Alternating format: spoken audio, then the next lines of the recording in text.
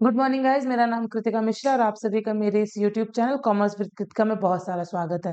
Class 11th का chapter number first introduction to accounting हम पढ़ चुके हैं। आज हम पढ़ेंगे chapter number 2 basic accounting terms जानना बहुत ही जरूरी है क्योंकि ये सारी चीजें हमारे आगे की पढ़ाई में भी आने वाली है। बीकॉम करो, एमकॉम करो, सीए करो, कुछ भी करो, ये सारे टर्म्स यूज होंगे। तो इसको बहुत अच्छे से समझेंगे क्योंकि एग्जाम के पॉइंट ऑफ व्यू से ना ही बहुत इंपॉर्टेंट हो ये चैप्टर, लेकिन ये सारे टर्म्स बहुत इंपॉर्टेंट है आगे की स्टडी के लिए। फर्स्ट है बिजनेस ट्रांजैक्शन। दो पार्टी के बीच में कभी भी जो ट्रांजैक्शन होता है, अगर उसका मॉनेटरी वैल्यू है, प्रोसेस में पढ़े थे आइडेंटिफिकेशन और मेजरिंग द आइडेंटिफाइड ट्रांजैक्शन। अगर कोई सा भी ट्रांजैक्शन दो पार्टीज के बीच में हो रही है या फिर उनसे ज्यादा के बीच में हो रही है और उसका मॉनेटरी वैल्यू है, तो बिजनेस ट्रांजैक्शन हुआ। ये अब दो तरीके के हो सकता है, कैश में हो सकता है या फिर क्रेडिट में हो सकता है। हो सकता है कोई भी बिजनेस ट्रांजैक्शन हो, सामान खरीदा, पैसा दिया, हो गया। या फिर हम सामान खरीदे और उधारी पे सामान लेके आए, क्रेडिट पे हो गया।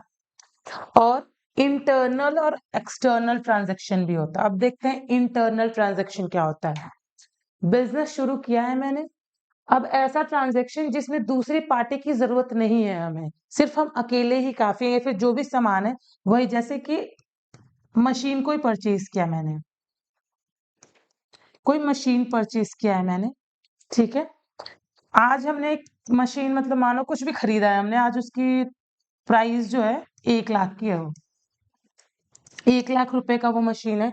कुछ समय के बाद उस मशीन की वैल्यू में गिरावट हो गई। होता है, कुछ भी खरीद के लाओ, कार घर पे लाओ, घर पे खरीद के लाओ, कितने का भी आएगा, कुछ दिन में आते ही उसकी प्राइस घट जाएगी। अब इस मशीन की वैल्यू हो गई 80,000 रुपीज।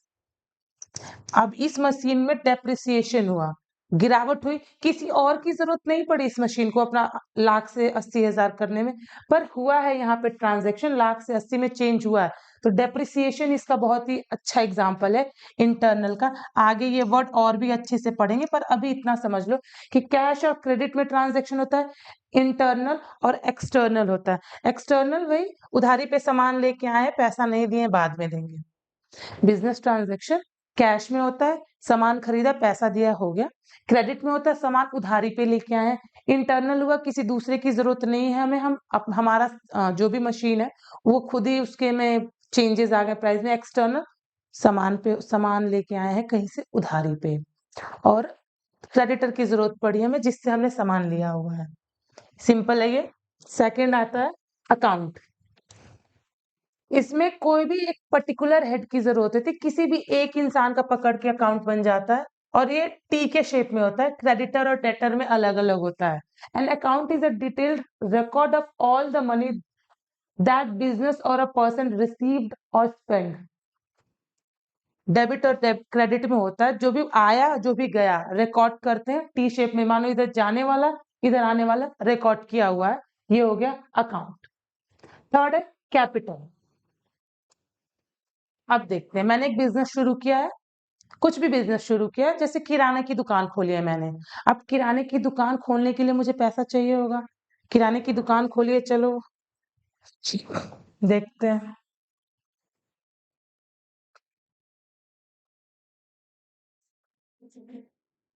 एक किराने की दुकान खोली है मैंने, जिसके लिए मुझे 1 लाख रुपए की जरूरत पड़ी है।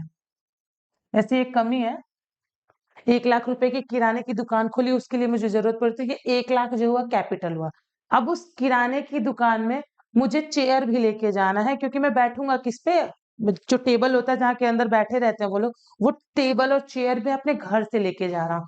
उसका कीमत है, मान लेते हैं 5,000।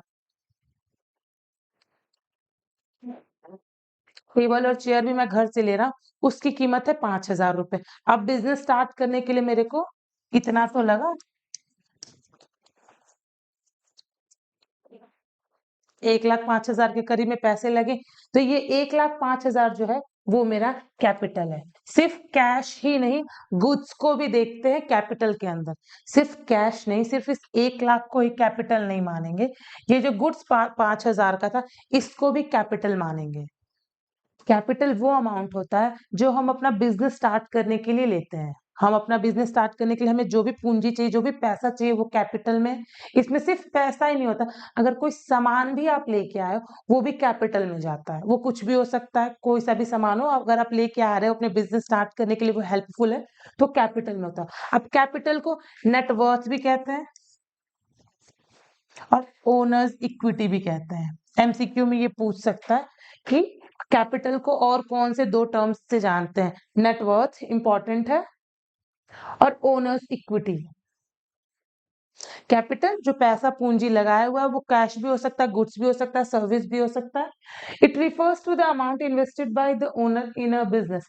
जो भी अमाउंट इन्वेस्ट हो रहा है, जो भी अमाउंट आ रहा है, इन्वेस्ट हो रहा है, वो कैपिटल हुआ। कैश हो, गुड्स हो, कुछ भी हो, सर्विस हो, इसको नेट वर्थ और ओनर्स इक्विटी भी कहता है। अब इसका एक फॉर्मूला है, capital is equals to assets minus liability. अभी एसेट्स और लाइबिलिटी आगे पढ़ेंगे, अभी बस देख लो capital is equals to assets minus liability. अब एक बार और देख लेते हैं, फर्स्ट क्या था, सेकंड क्या था। पहला था बिजनेस ट्रांजेक्शन, दो लोगों के बीच में जो भी अगर ट्रांजेक्शन हो रहा है मॉनेटरी वैल्यू में, बिजनेस ट्रांजेक्शन कैश में होता है, क्रेडिट में होता है।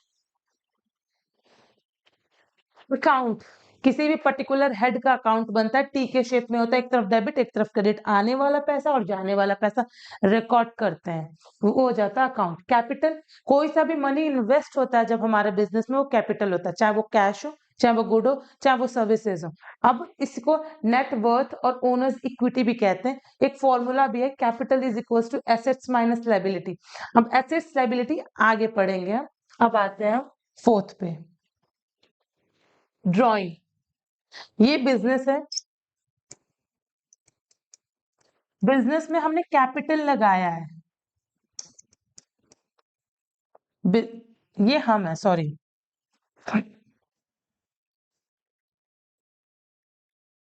ये हम है, ये कोई पर्सन है।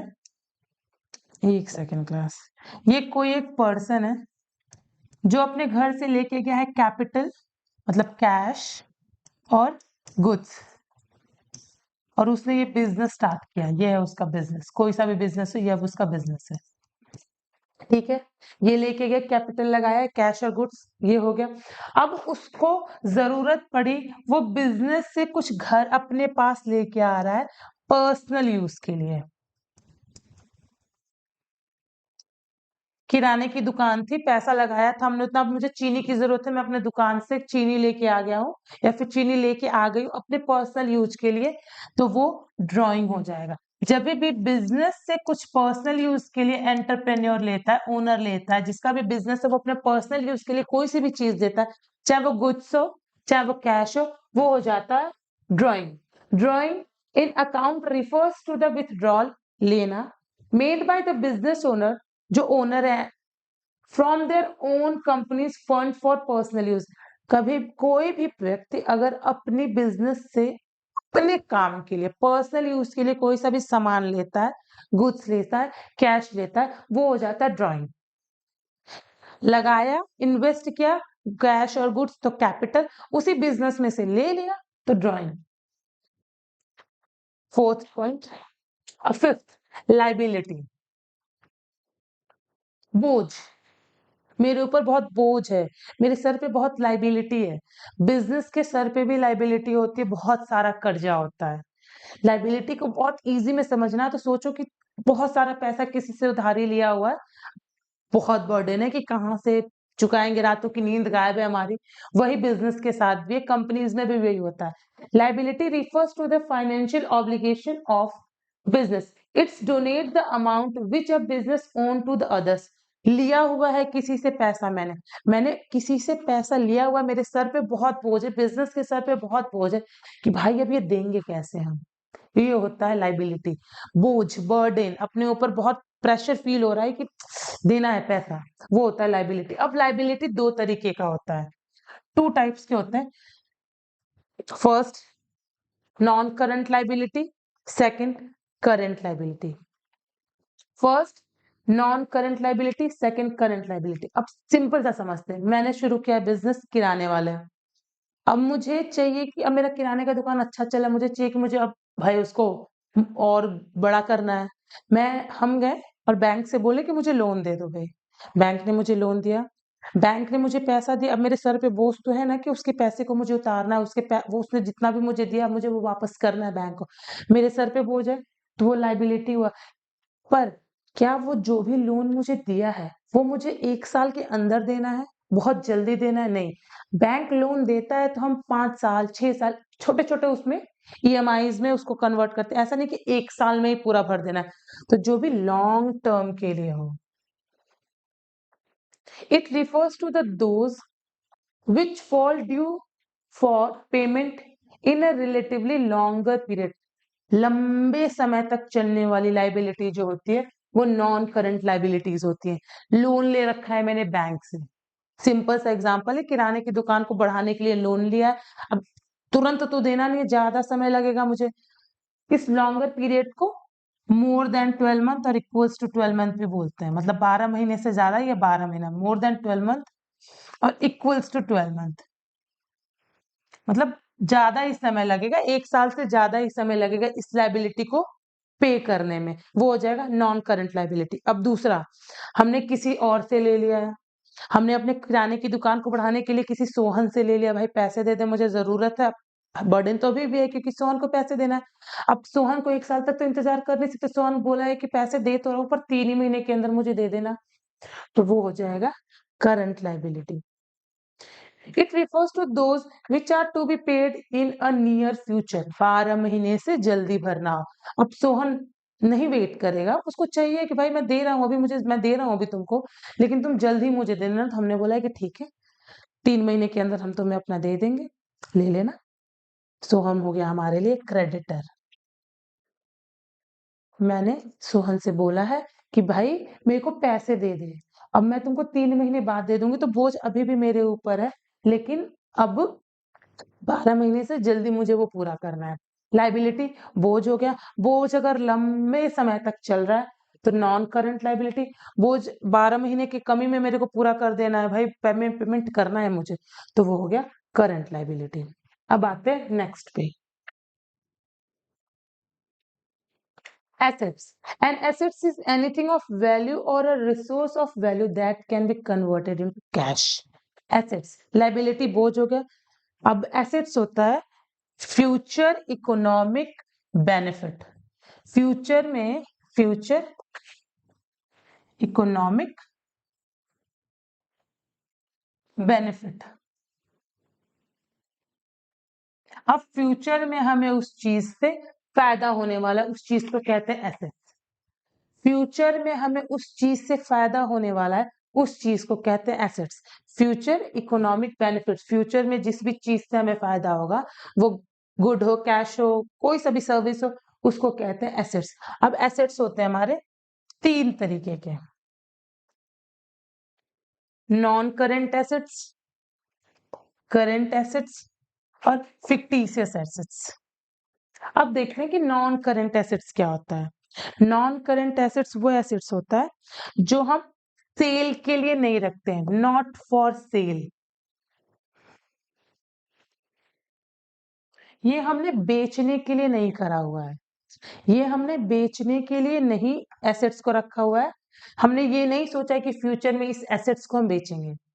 जैसे मैंने जब ये ऑनलाइन क्लास स्टार्ट किया था, ये प्रोजेक्टर परचेज किया है, ये है मेरे लिए एसेट्स, ये मेरे लिए एसेट्स है, मुझे फ्यूचर में इससे फायदा होगा, पर मैंने ये बेचने के लिए नहीं परचेज करा है, तो ये मेरे लिए हो गया नॉन करंट एसेट्स। बेचने के लिए नहीं लिया है, ये मेरे लिए बेचने के लिए नहीं लिया है, ये नॉन करंट एसेट्स है। इसमें बिल्डिंग्स हो जाते हैं, एसेट्स तो वो भी है पर बेचना थोड़ी है हमें बिल्डिंग। लैंड हो जाता है, किसी भी कंपनी का नाम हो गया, गुडविल हो गया, और भी बहुत सारी चीजें होती हैं। नॉन करंट एसेट्स वो चीजें होती है जो बेचने के लिए नहीं होती हैं। हाँ, हमारे लिए वो फायदेमंद है, कुछ सालों में हमें उसको फायदा होगा, पर हम वो बेचेंगे नहीं। जैसे लैंड, बिल्डिंग, गुडविल, मैंने ये प्रोजेक्टर खरीदा, ये हम बेचने के लिए नहीं खरीदे, तो ये हमारे लिए हो गया नॉन करंट एसेट्स। अब करंट एसेट्स जो हम परचेज ही इसलिए करें कि हम बेच सकें, वो हम परचेज ही इसलिए किए हैं कि खरीद सके। किराने की दुकान खोली है, उसमें जितना भी सामान परचेज किया वो इसीलिए परचेज किया है ताकि हम उसको बेच के फायदा कमा सके। परचेज ही इसलिए किया है बेच सके। ये नॉन करंट एसेट्स इसलिए नहीं परचेज किया है कि बेचे, पर करंट एसेट्स इसलिए परचेज किया है कि हम उसको बेच सकें। अब फिक्टिशियस एसेट्स थोड़ा सा मुश्किल होता है पर बहुत इजी वे में समझते हैं। जैसे कि मानो हमें एडवर्टीजमेंट करना है। अब विराट कोहली और अनुष्का शर्मा एडवर्टीजमेंट करते हैं हेड एंड शोल्डर शैम्पू का। मानो उन्होंने बोला कि हेड एंड शोल्डर का हम ऐड करेंगे, हमें 8 करोड़ रुपए दे दें। अब हेड एंड शोल्डर के मालिक ने सोचा कि भाई 8 करोड़ रुपया दे देते हैं, चलो अभी दे देते हैं, पर ये भी तो है कि वो बहुत सालों तक हम उसको छोटे-छोटे हिस्सों में बाँट के भी तो रख सकते हैं। मानो 8 साल तक के लिए हम सोच लेते हैं 1, 2, 3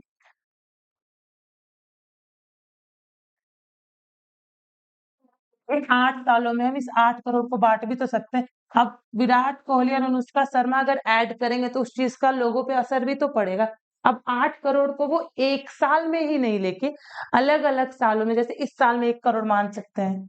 इसमें 1 CR, 1 CR, 1 CR, 1 CR, 1 CR, 1 CR, 1 CR हो गया। हर साल में 1-1 करोड़ मान के 8 करोड़ मान लेते हैं कि चलो 8 साल में ये फिक्टिशियस एसेट्स जो है वो हो जाएगा। अब 1 साल बीता हमारा, यहाँ ये 1 साल हमारा बीता, अभी हम यहाँ पे खड़े हैं। अब हमारे लिए ये 7 करोड़ है। अब हमारे लिए ये 7 करोड़ जो है वो एसेट्स हो जाएगा।